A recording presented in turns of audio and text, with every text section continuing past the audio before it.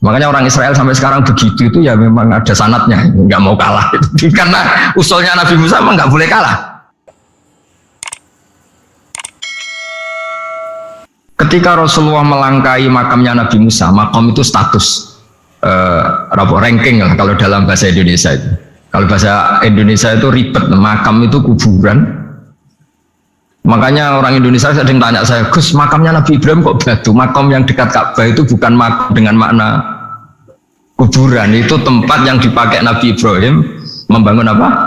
Ka'bah. Coro Jawa pancatan itu. Nabi Musa itu gak terima, komplain sama Allah, ya Allah ini lebih junior ketimbang saya, kenapa makamnya melangkai saya? Ini tidak fair. Jadi di mana-mana manusia itu kalau disaling junior itu ya tidak terima. Ya ada manusianya.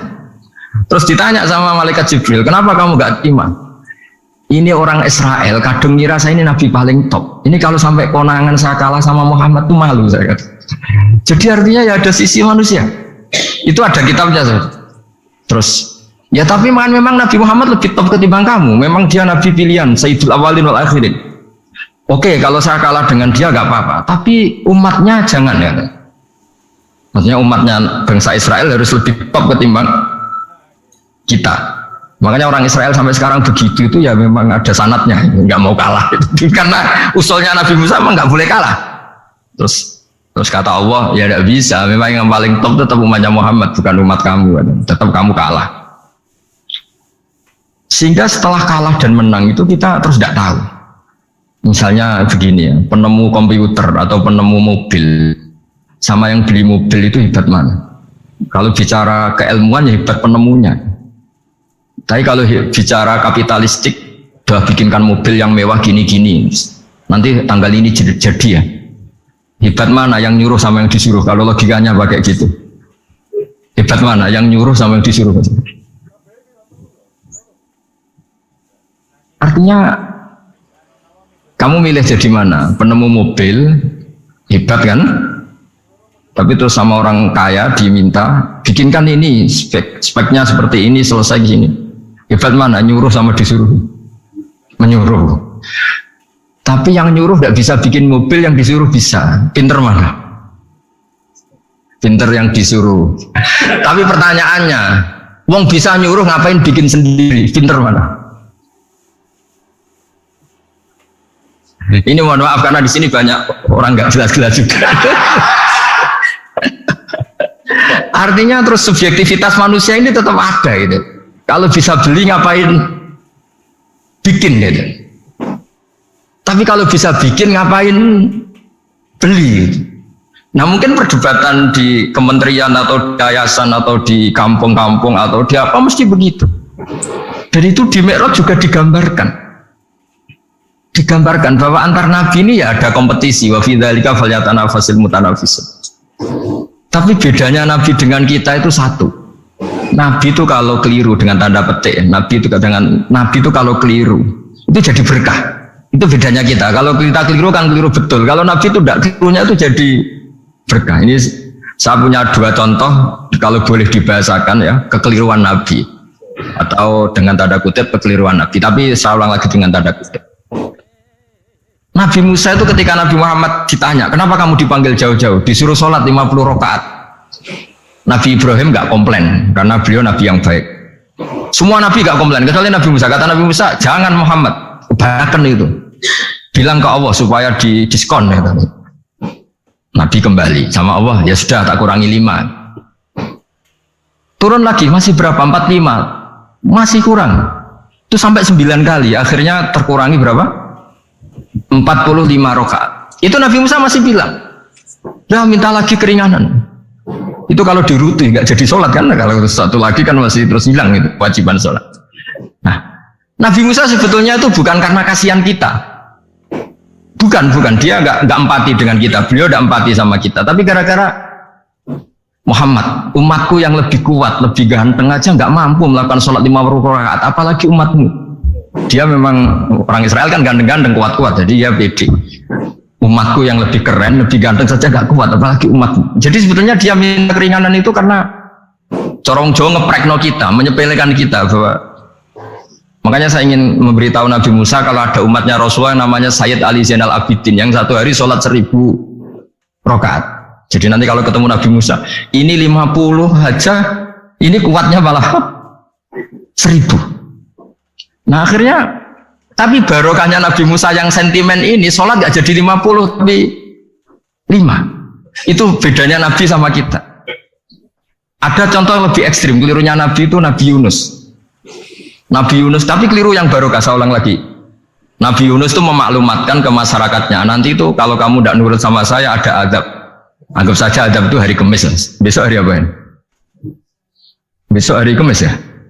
Besok hari apa? Lupa hari ya. Rebu apa Kamis? Besok. Lupa hari ya. Kata Nabi Yunus, 3 hari lagi akan ada adab. Tapi kurang 2 hari, kurang sehari umatnya masih dalam kemungkaran, dalam kemaksiatan, masih hura-hura. Akhirnya Nabi Yunus bilang, sudah ini tinggal sehari itu mau ada adab. Tapi mereka tetap hura-hura. Akhirnya Nabi Yunus itu, coro Jawa itu minggat. Memang bahasa Arabnya abako. Abako itu pergi yang tidak pamit. Itu kalau kamu cari di kamus, abako itu maknanya itu minggat, pergi yang tidak pamit. Sama Allah dibahasakan abako. Wong ra bener kabeh, udahlah tak tinggalkan. Setelah ditinggalkan, Nabi Musa disalahkan sama Allah. Kamu itu Nabi tidak diperintah hijrah kok. Hijrah, syaratnya Nabi kan mengambil keputusan apa saja berdasar wahyu. Tapi tanpa ada perintah wahyu, dia tetap keluar dari kampungnya itu. Keluar sama Allah disalahkan, wong Nabi kok minggat. Akhirnya ketika dia di kapal, di perahu itu, dulu itu ada mitos, kalau ada perahu mau tenggelam pasti ada yang minggat, diundi. Sampai 3 kali yang keluar dia, akhirnya tahu diri nyemplung ya. Nyemplung terus ditelan ikan nun. Pokoknya ikan besar lah. Diberi sanksi sama Allah, karena dia Nabi kok melanggar, diberi sanksi ditelan ikan nun. Telan ikan nun karena beliau seorang Nabi, perutnya ikan itu jadi masjid, dia baca tasbih terus. Tapi barokahnya dia minggat tadi asbaqo. Akhirnya 1 hari itu mau ada azab besar itu orang-orang nginceng rumahnya dia. Diinceng. Kalau betul ada azab, pasti orang ini lari. Masa ada azab dia di sini? Diinceng ternyata gak ada. Wah berarti bener ini ada azab. Buktinya dia gak ada. jadi unik. Akhirnya dicinceng gak ada terus dia. Wah berarti ada azab betul. Hari itu masyarakatnya tobat semua karena ini ada azab betul. Buktinya Nabi Yunus sudah lari. Berarti dia ada ingin kena. Padahal dia lari itu karena mangkel punya umat yang nggak nurut tadi. Wah sudah, setelah sekian hari dia cari-cari kabar. Umatku itu kena azab gak? Ternyata berita yang masuk dulu udah ada medsos, udah ada WA. Dulu itu nggak ada itu. Dengar kabar kalau umatnya tuh nggak kena azab karena 1 hari sebelum ada azab tobat semua. Terus dia nggak berani pulang. Karena ada hukum sosial di sana, kalau ada orang bohong hukumnya dibunuh. Berarti terus beliau berpikir, saya tidak kebohong, katanya ada azab kok. Masyarakat saya baik-baik saja. Makanya setiap ketemu kaumnya dia lari karena takut dibunuh. Ternyata kaumnya sudah iman semua, mau ngejar dia dijadikan imam. Akhirnya, oh iya. Jadi itu bedanya Nabi sama ndak. Jadi Nabi itu kalau kelirunya itu barokah. Makanya kita tidak usah ikut keliru, karena keliru kita ini pasti tidak barokah. Itu musibah itu. Jadi dulu ceritanya Anteng juga gitu. Yang namanya istri 2 itu kan cemburu. Pertama Nabi Ibrahim punya istri namanya Sarah. Terus lama-lama karena belum punya anak, terus sama Sarah sendiri yang nyuruh supaya nikahi Hajar. Setelah punya anak cemburu. Kata Sarah, pokoknya saya nggak terima kalau kamu tidak ngelukai Hajar. Mulai dulu lelaki itu sudah pinter ngotak-ngatik. Kalau dilukai pipinya nanti tidak cantik.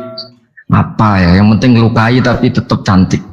Terus ada Anteng itu. Anteng itu dulu ceritanya itu dilukai tapi tambah cantik. Nabi Ibrahim akhirnya melukai. Seneng Sarah karena sudah dilukai. Ternyata barokahnya dilukai itu jadi Anteng yang mempercantik perempuan. Padahal melukai istri itu kan tidak boleh. Tapi ini Nabi, ada saja cara yang dipilihkan Allah untuk ya tadi keliru saja barokah. Itu bedanya Nabi sama kita. Makanya disebut mimbabi hasanatil abrar sayyatul muqarrabin. Jadi Nabi sama seperti Nabi Adam. Nabi Adam itu dilarang Allah nggak boleh makan khuldi. Akhirnya makan terus harus hidup di dunia terus jadi dunia seperti ini. Tapi itu menjadikan harapan seluruh dunia bahwa Allah itu maha baik. Ketika ada yang diberi sanksi, tetap diminta tobat dan dianjurkan tobat. Dan Allah berjanji setiap yang tobat pasti diterima.